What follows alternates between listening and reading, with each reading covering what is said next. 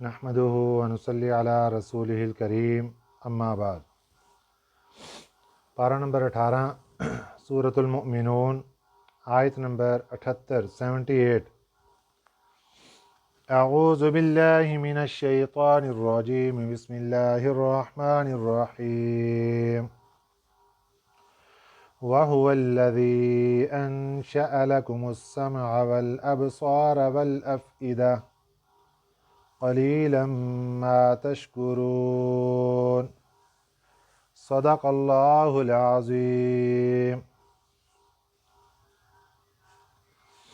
गुज़श्ता असबाक़ में अल्लाह ताला ने मुशरिकीन मक्का के हालात बयान फरमाए। मुशरिकीन मक्का नंबर 1 तो शिरक करते थे, नंबर 2 आखिरत के बारे में यकीन नहीं रखते थे।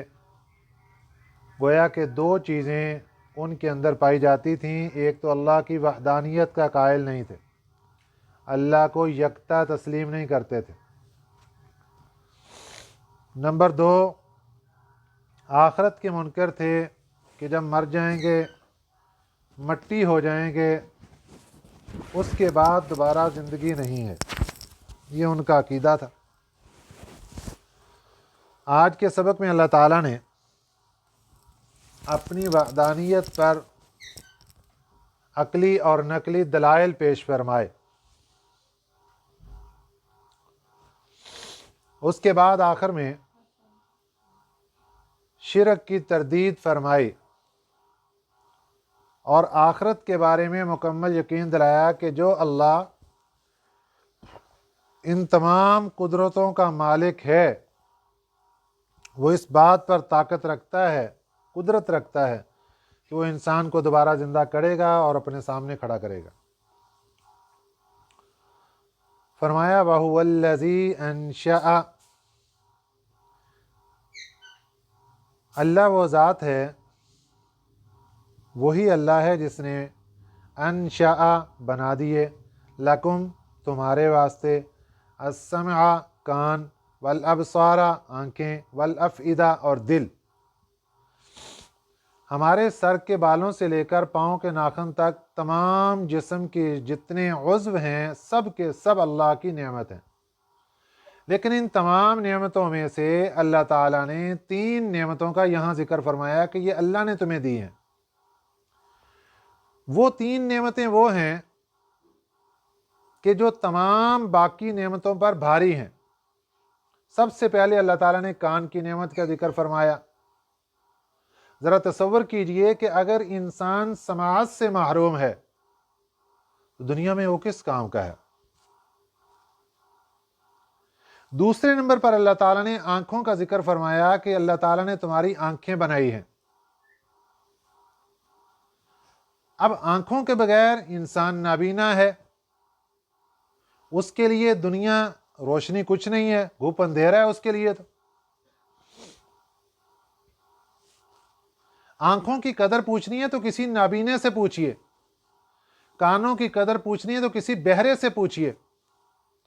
और तीसरे नंबर पर अल्लाह ताला ने जिस नेमत का जिक्र फरमाया वो है दिल। दिल अल्लाह ताला की वो नेमत है जिसके बगैर इंसान की जिंदगी नहीं है।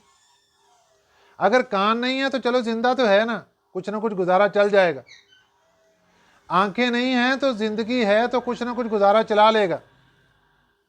लेकिन अगर नेमतें दिल ही नहीं है, बल्कि अब तो हमारे सामने मिसालें आ रही हैं, किसी की अचानक मौत वाक़ई होती तो एक ही लफ्ज़ ज़बान पर होता है कि इसको हार्ट अटैक हो गया, इसका दिल बंद हो गया। तो अल्लाह ताला ने जो हमें दिल अता फरमाया, ये हम इंसान के पास अल्लाह की दी हुई नेमतों में इंसानी जिस्म में सबसे आला नेमत है। और अल्लाह ताला ने ये जो दिल वाली नेमत है, क़यामत के दिन के बारे में ऐलान फरमाया, यौमा ला यनफ़उ मालुन वला बनून। क़यामत के दिन किसी का माल काम नहीं आएगा, किसी की औलाद काम नहीं आएगी।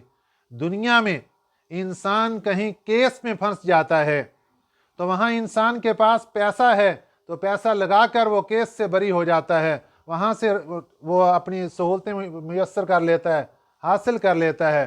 لیکن اگر اللہ کی عدالت لگی اور انسان حساب و کتاب کے لیے پیش ہوا، اللہ نے پہلے بتا دیا بندے میری عدالت میں پیسہ کوئی نہیں چلنا۔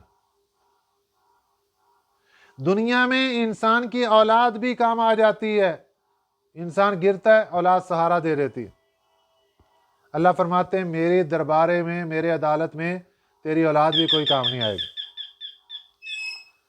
تو جب انسان کا مال بھی وہاں کام نہ آیا، انسان کی اولاد بھی کام نہ آئی، تو فرمایا کہ قلب سلیم، اطاعت والا دل لے کر آؤ گے، اطاعت والا دل لے کر آؤ گے تو وہ تمہارے کام آئے گا۔ صاف شفاف نکھرا ہوا دل لے کر میرے سامنے آؤ گے، میں نے دل چیک کرنے تمہارے۔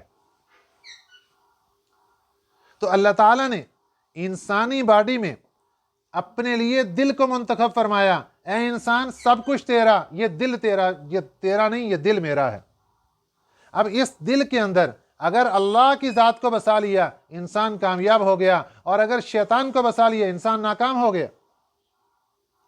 بسانے کا کیا مطلب؟ جس کی فرما برداری کریں گے وہی دل میں بسے گا۔ اگر شیطان کی فرما برداری کر لی، گناہ کیا ہے، بے پیارے پیغمبر صلی اللہ علیہ وسلم نے بتا دیا بھائی دل پر سیاہ نقطہ لگ گیا، کیونکہ تو نے دل کو شیطان کا اڈا بنا دیا، اور شیطان جہاں آئے گا اندھیرا ہی پھیلائے گا اور گپ اندھیر کر کے تیرے دل کو ڈبو دے گا اندھیرے میں۔ اور اگر انسان اللہ کی فرما برداری پہ آ جاتا ہے تو اللہ کا ایک حکم مانے گا، انسان کے دل کے اندر روشنی کا ایک چراغ جل جائے گا، دوسرا حکم مانے گا ایک اور روشنی آئے گی، تیسرا حکم مانے گا ایک اور روشنی آئے گی، کرتے کرتے اس کا پورا دل روشنیوں سے منور ہو کر نورانی بن جائے گا۔ اور ایسا دل اللہ نے مانگا ہے انسان سے کہ جب تو قیامت کے دن میرے سامنے آئے گا میں تیرا دل دیکھوں گا کہ دل کتنا صاف اور شفاف لے کر آیا۔ اب دیکھیں کہ اگر دودھ والا دودھ دینے کے لیے آتا ہے، دروازے پر بیچنے کے لیے آتا ہے، برتن لے کر جاتے ہیں، وہ دودھ والا سمجھدار ہے، وہ ایک مرتبہ برتن کو دیکھتا ہے کہ دودھ ڈالنے کے لائق بھی ہے یا نہیں ہے۔ تو اللہ تعالیٰ بھی انسان کے دل کو چیک کرتے ہیں، یہ رحمت کے لائق بھی ہے یا نہیں ہے، نورانیت کے لائق ہے یا نہیں ہے، صاف شفاف ہے یا نہیں ہے۔ اگر دودھ والا برتن صاف مانگتا ہے، اللہ بھی دل صاف مانگتے ہیں، تب رحمت ملے گی۔ اس برتن میں، اس کاسے میں اللہ کی رحمت تبھی آئے گی جب یہ صاف ہوگا، اس میں نورانیت تبھی ملے گی جب یہ صاف ہوگا۔ اور یہ صاف کہاں سے ہوگا؟ یہ ہوگا اللہ کی فرما برداری میں۔ اور اللہ کی فرما برداری کا خلاصہ ساری کا کیا ہے کہ جتنی اللہ کی دی گئی نعمتیں ہیں ان پر شکر ادا کرو۔ دیکھیے اللہ تعالیٰ نے 3 نعمتیں انتخاب فرمائیں، تمہیں اللہ نے کان بنائے، تمہارے آنکھیں بنائیں، دل بنایا، اور آگے شکوہ کر دیا انسان سے، دیے سب کو، کان بھی دیے، آنکھیں بھی دیں، دل بھی دیے، اور شکوہ کیا کیا؟ قلیلا ما تشکرون، بڑے تھوڑے بندے شکر ادا کرتے ہیں۔ پہلے تو سبھی لوگوں میں بہت کم لوگ ہیں جو زبان سے یہ کہتے ہیں یا اللہ تیرا شکر، لیکن یہ شکر ناکافی ہے۔ اللہ کس شکر کی بات کر رہے ہیں؟ اللہ کون سا شکر مانگتے ہیں؟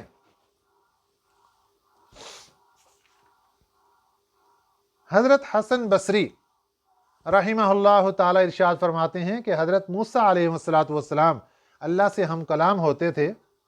ایک مرتبہ انہوں نے بارگاہ خداوندی میں عرض کر دی کہ یا اللہ، آپ نے حضرت آدم علیہ السلام پر بڑے احسانات فرما دیے، ان کو اپنے ہاتھ سے بنایا، ان میں اپنی روح پھونکی، جنت میں ٹھکانہ دیا، اور حکم دے کر فرشتوں سے سجدہ تک کروا دیا۔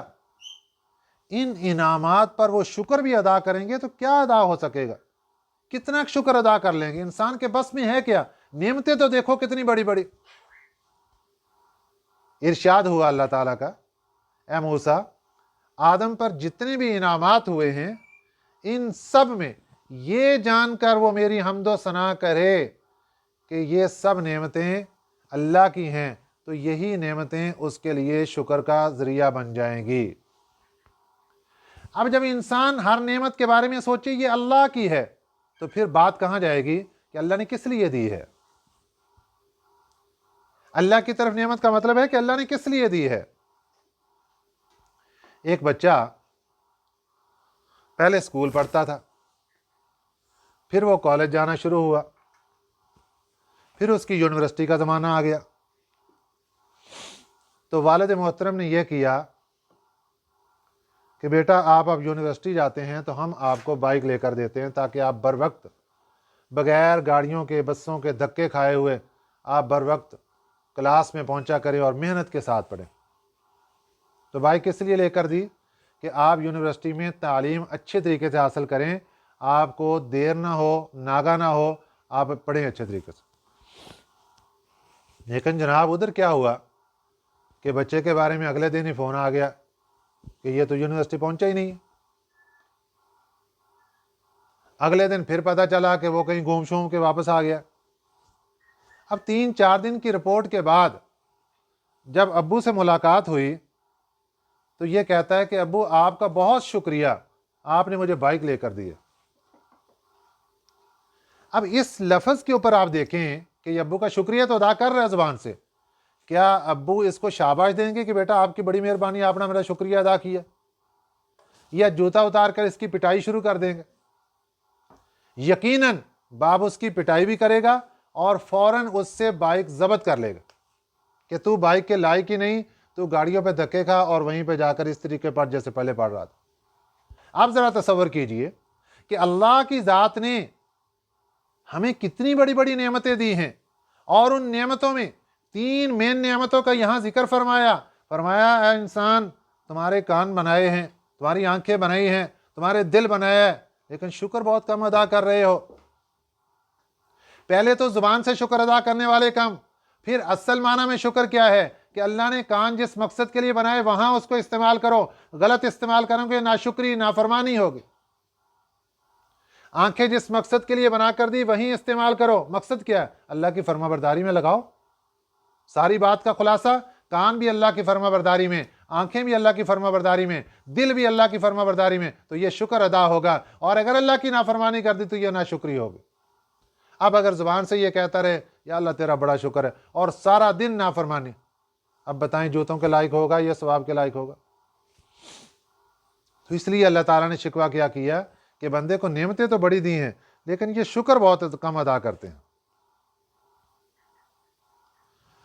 وَهُوَ الَّذِي ذَرَأَكُمْ، اللہ وہ ذات ہے جس نے پھیلا دی تمہیں فی الارض، زمین میں۔ اللہ نے بکھیر دیا انسانوں کو زمین میں، جس طرح مرغی کے بچے نکلتے ہیں انڈوں میں سے اور اس کے بعد وہ بکھر جاتے ہیں، کوئی ادھر جا رہا ہے، کوئی ادھر جا رہا ہے، کوئی ادھر بھاگ رہا ہے، کوئی ادھر بھاگ رہا ہے۔ اسی طرح اللہ تعالیٰ نے انسان کو پیدا فرمایا اور زمین پر بکھیر دیا، کسی کو وہیں رہائش دے، کسی کو وہاں، کسی کو وہاں، مختلف علاقوں میں لوگ رہنے والے۔ لیکن آگے کیا ہوگا؟ وَإِلَيْهِ تُحْشَرُونَ، اور اسی کی طرف تم جمع کیے جاؤ گے۔ ایک طرف اللہ تعالیٰ یہ سمجھا رہے ہیں اے انسان یہاں اور بہت سی نعمتیں، وہاں ایک یہ بڑی نعمت کہ ہم نے تمہیں بکھیر دیا، کسی کو وہاں رہائش دی، کسی کو وہاں، کسی کو وہاں، پوری زمین میں تمہیں بکھیر دیا۔ اور دوسری طرف اللہ تعالیٰ یہ فرما رہے ہیں کہ یہ نعمت بھی ہے، اور یہ بھی ذہن کے اندر رکھو کہ جو ہم نے کہا نا کہ ناشکری کرتے میری نعمتوں کے اوپر، وَإِلَيْهِ تُحْشَرُونَ، اور اسی کی طرف تم جمع کیے جاؤ گے۔ جب قیامت کے دن اللہ کی عدالت میں آؤ گے پھر ہم پوچھیں گے میری نافرمانی ناشکری کیوں کرتے رہے۔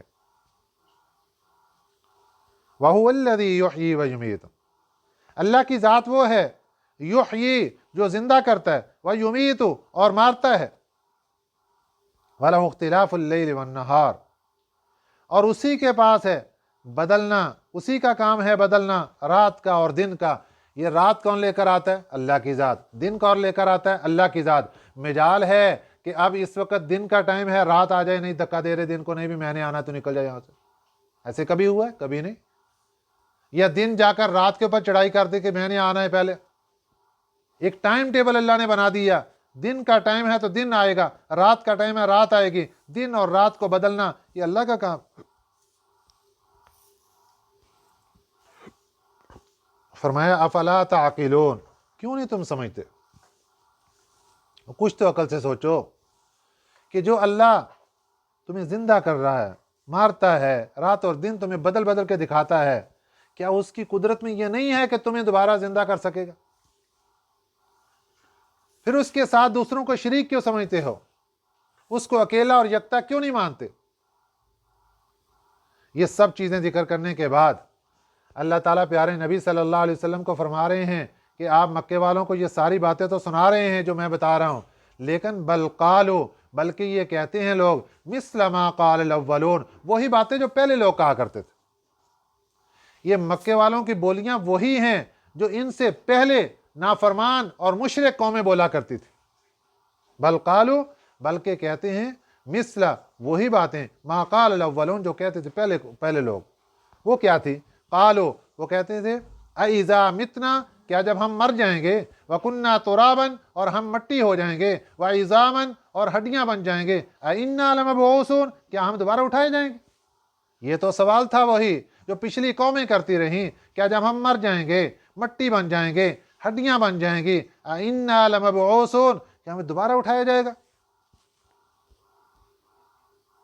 اللہ فرماتے ہیں ان کی زبان پر وہی لفظ ہیں جو پچھلی قوموں کے تھے۔ اور آگے کیا کہتے ہیں؟ لقد وعدنا، تحقیق ہم سے وعدہ کیا گیا، نحن، ہم سے بھی، وآباؤنا، اور ہمارے باپ دادوں سے بھی، ھذا، اس بات کا، من قبل، پہلے، ان ھذا الا اساطیر الاولین، کس بات کا وعدہ کیا گیا؟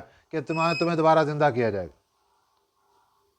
تو کیا فیصلہ دے دیا؟ ان ھذا، نہیں ہے یہ، الا اساطیر الاولین، مگر پہلے لوگوں کی قصے کہانیاں ہیں، یہ کوئی سند والی بات اور پکی بات نہیں ہے۔ یہ نبی پاک صلی اللہ علیہ وسلم کی نبوت اور آپ کی تبلیغ پر اعتراض کر کے انہوں نے اس کو رد کر دیا، ہم نہیں مانتے اس کو، ایسی باتیں تو ہمارے آباء و اجداد سے بھی پہلے کہی گئیں۔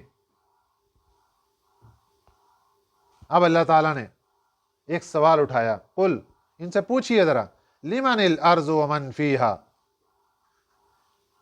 یہ زمین اور اس کے اندر رہنے والے یہ کس کی ملکیت ہے؟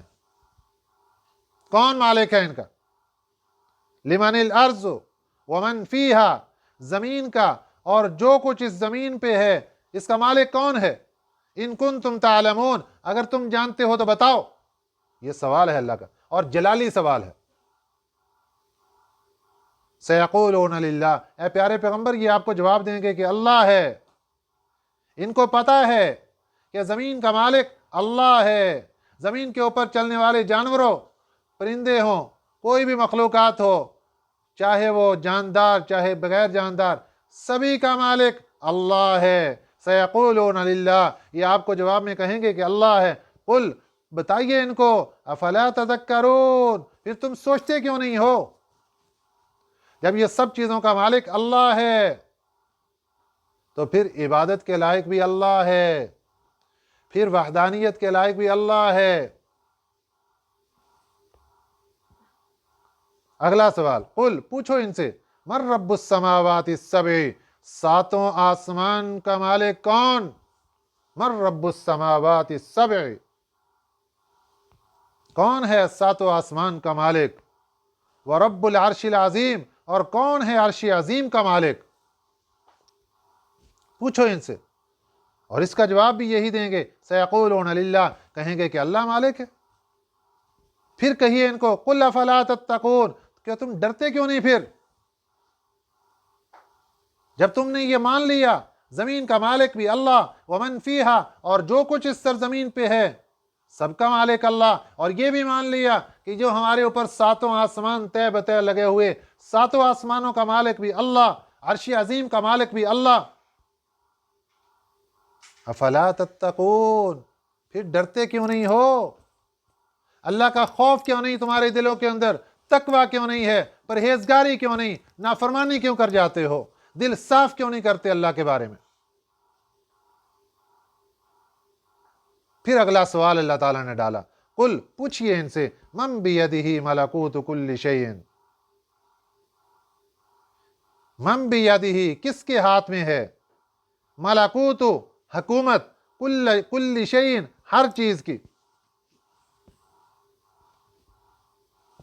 وَهُوَ يُجِيرُ وَلَا يُجَارُ عَلَيْهِ، وَهُوَ يُجِيرُ، اور وہ تو بچا لیتا ہے۔ اب کس کے ہاتھ میں حکومت؟ اللہ کے ہاتھ میں۔ اور اللہ کی قدرت کیا ہے؟ اللہ تو بچا لیتے ہیں، وَهُوَ يُجِيرُ، اللہ تو بچا لیتے ہیں، وَلَا يُجَارُ عَلَيْهِ، اس سے کوئی نہیں بچا سکتا، اللہ پکڑ لے کوئی نہیں چھڑا سکتا، اللہ کسی کے اوپر آفت ڈال دے کوئی نہیں بچا سکتا، اللہ کسی کو ختم کرنے پہ آ جائے کوئی نہیں بچا سکتا، وَلَا يُجَارُ عَلَيْهِ، کوئی نہیں بچا سکتا اس کو۔ ان کنتم تعلمون، اگر تم کچھ جانتے ہو، کوئی علم ہے تمہارے پاس، کچھ عقل ہے، کوئی سوچ و بچار ہے، کوئی نصیحت ہے، تو پھر تو تم یہ سمجھو سب کچھ۔ سیقولون للہ، اب بھی جواب میں کہیں گے کہ اللہ ہی سب کچھ کرتا ہے، اللہ ہی مالک ہے ہر چیز کا، اللہ کی یہ حکومت ہے۔ قل، تو پھر کہیے ان کو، فَأَنَّا تُسْحَرُونَ، تو کہاں سے تم پر جادو پڑ رہا ہے؟ ایسا کام تو پھر وہ لوگ کرتے ہیں جن کے اوپر جادو چڑھ جائے کہ ان کی عقل کام نہ کرے، وہ مجنوں اور دیوانوں والے کام کریں، تم ایسے کام کیوں کر رہے ہو پھر؟ فَأَنَّا تُسْحَرُونَ، کہاں سے تم پر جادو چڑھ رہا ہے؟